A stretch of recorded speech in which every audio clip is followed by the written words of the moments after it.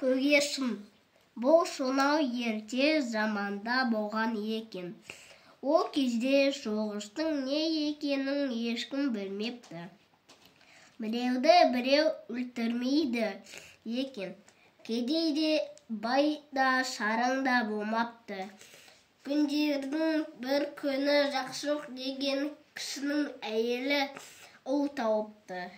Шілдеханаға көп адам жиналыпты. Диуана да келіпті. Диуана сәбидің бетіне қарап, мына бала түбінде жұртқа пәле болып жүрмесе не қылсын депті.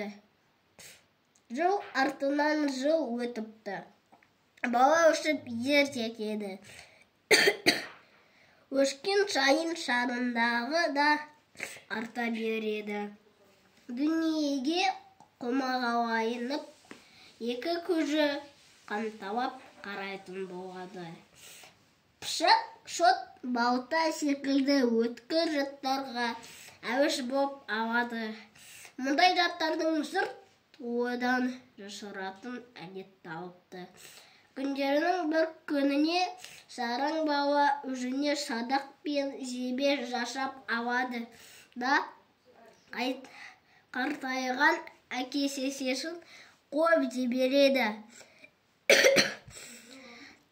Даладағы аңдар мен құстардың бәрі менікі болса деп армандайды. Бір күні ол қырға шығады.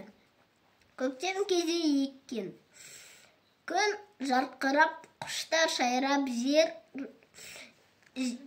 жүзі құлпырып тұрады. Сараң қараша бағандағы алма ағасында көгершін қонақтап отыр екен. Ол менің алма ағашыма қонақтап отырған көгершінде менікі болу керек дейді.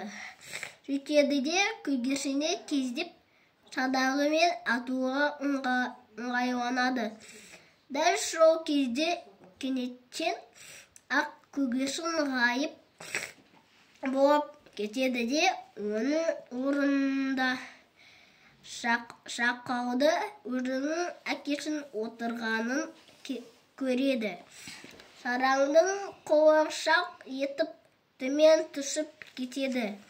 Міне қызық, алма ағашында тағы да ақ көгершін отыр. Сараң садағын тағы көтереді деп, әкесінің ағашта отырғанын тағы көреді. Ыза болған сараң енді ай-жайға қарамайды. Сараңдығы ат деп қыстайды да атып жібереді. Сол кезде алма ағашының төбіне шоқ етіп өзінің әкесі құлап түседі. Ал ақ көгершін шарықтап ұшып кетеді.